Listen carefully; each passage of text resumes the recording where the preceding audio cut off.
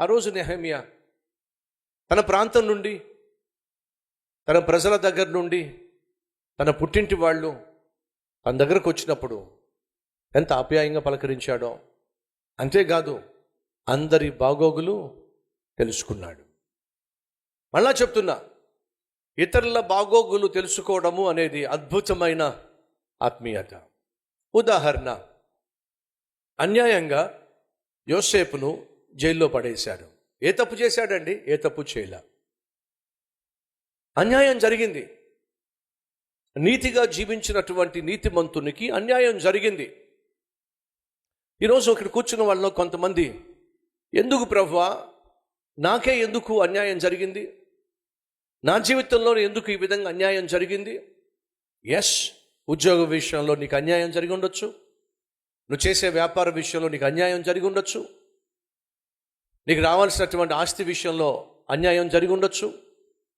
వివాహ విషయంలో నీకు అన్యాయం జరిగి ఉండొచ్చు. అడుగుతున్నాను, ఈరోజు నీ జీవితంలో ఏది నాకు అన్యాయం జరిగిందని అంటున్నావో ఒకసారి ఆలోచించు. ఏ విషయం అయితే నీ జీవితంలో అన్యాయం జరిగింది, నాకే ఎందుకు జరిగింది అని నువ్వు ప్రశ్నిస్తున్నట్టు నీకొక్కడికే జరగల. అమ్మ వింటున్నావా? నీకొక్కదానికే జరగల. బైబిల్లో చాలామందికి జరిగింది. అందులో ఒకడు యోసేపు. నీతిగా యథార్థంగా జీవించిన పుణ్యానికి తనకు అన్యాయం జరిగింది. పవిత్రతను కాపాడుకున్న పుణ్యానికి, పాపము నేను చెయ్యను అన్నదానికి తనకు అన్యాయం జరిగింది. అన్యాయంగా తీసుకెళ్లి చెరసాలో పడేశాడు. అలా చెరసాల్లో పడేసినప్పుడు యోసేపు, ప్రభువా నాకు ఎందుకు ఈ అన్యాయం, ఎందుకు నా జీవితంలో ఇలా జరిగింది, ఏమైపోయావు నువ్వు? ఇంత అన్యాయం చేస్తున్నప్పుడు, ఇంత ద్రోహం చేస్తున్నప్పుడు, నిర్దాక్షిణ్యంగా నా మీద శిక్ష విధించినప్పుడు, నన్ను జైల్లో పెడుతున్నప్పుడు నువ్వేమైపోయావు? ప్రశ్నించలా. దేవుణ్ణి ప్రశ్నించలేదండి. ఈరోజు ఒకవేళ నువ్వు ప్రశ్నిస్తున్నావేమో, నాకే ఎందుకు ఈ అన్యాయం జరిగింది, నాకే ఎందుకు ఈ కష్టం వచ్చింది, నా జీవితంలోనే, నా కుటుంబంలోనే ఎందుకు ఇలా జరిగింది అని నువ్వు ప్రశ్నిస్తున్నావేమో దేవుణ్ణి.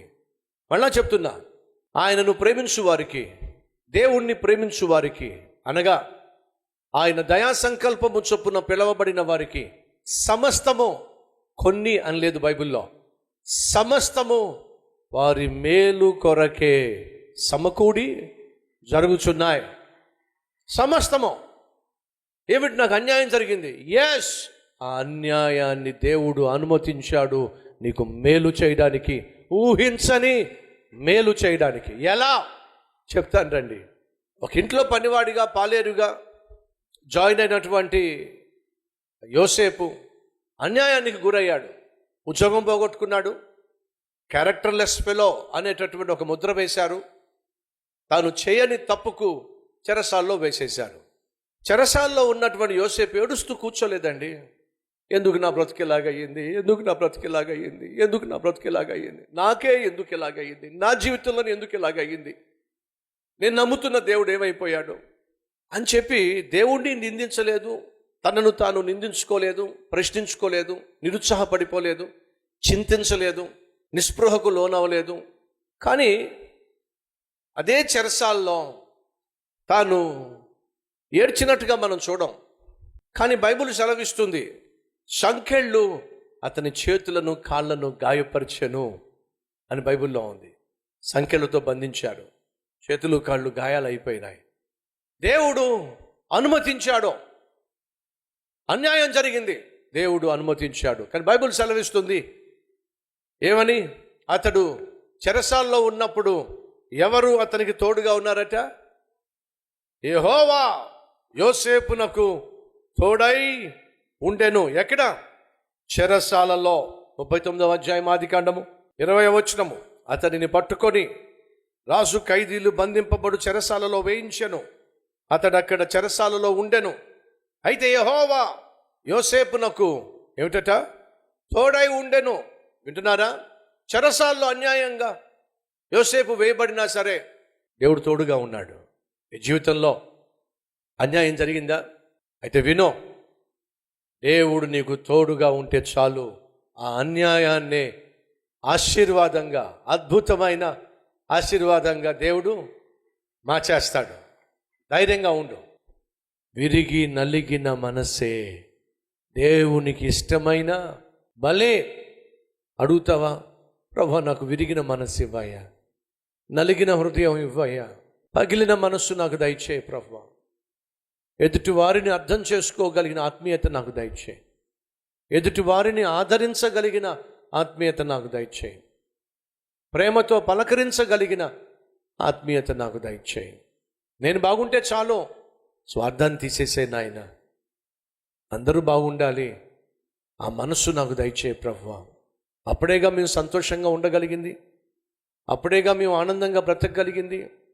అటు ఆత్మీయత దయచేయి ప్రభువా. ఈ విలువైన సందేశం నాకు అవసరం. దేవుడు నాతో ఒక నూతన పాఠాన్ని తెలియచేశాడు, దీన్ని ఆచరిస్తానన్న వాళ్ళు ఉంటే మీ హస్తాన్ని ప్రభు చూపిస్తారా?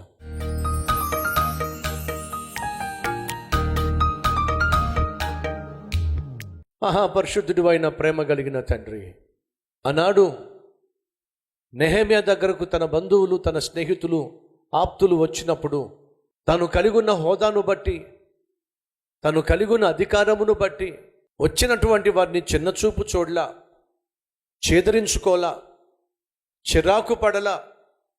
ఎంత తగ్గింపు తత్వం, ఎంత దీనత్వం, ఎంత ఆత్మీయత, ఆప్యాయత. నాయన, మేము ఎంతగా దీవించబడినా మాలో ఆప్యాయత, ఆత్మీయత, అనురాగము కనుమరుగు కావడానికి అస్సలు వీల్లేదు నాయన. నిన్ను కలిగిన మేమే ఆప్యాయంగా పలకరించకపోతే, ఆత్మీయతను పంచకపోతే ఇంకెవరు పంచిపెడతారు నాయన. కాబట్టి మా హృదయాల్లో స్వార్థాన్ని తీసేయండి, గర్వాన్ని తీసేయండి, మా హృదయాన్ని గుణపరచండి నాయన. గొప్ప మనస్సు మాకు దయచేయండి అయ్యా. ప్రేమతో నింపబడాలి, ఆ ప్రేమను క్రియల్లో చూపించాలి. అటు కృప మాకు దయచేయండి నాయన. పలకరింపే కదా పనివాడిని ప్రధానమంత్రిని చేసింది, పలకరింపే కదా ఆనదాయకునిది దేశాన్ని పాలించేవాడిగా, గవర్నర్గా చేసింది. అయ్యా, మా హృదయాలు ప్రేమతో నింపబడితే నాయనా, ఆ ప్రేమ కలిగిన జీవితాల వెనుక రహస్యమైనటువంటి ఆశీర్వాదాలు నువ్వు దాచిపెట్టావు. అందును బట్టి మీకు వందనాలు చెల్లిస్తున్నాం.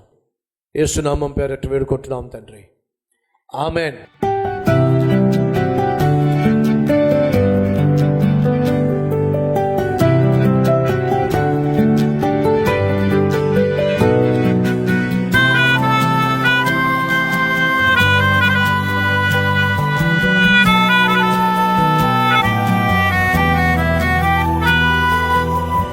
ఇది మొదలుకొని మీ జీవితంలో దేవుణ్ణి చూపించే అద్భుతమైన ఆత్మీయులుగా వర్ధిల్లాలని మనసారా ఆశిస్తున్నాను.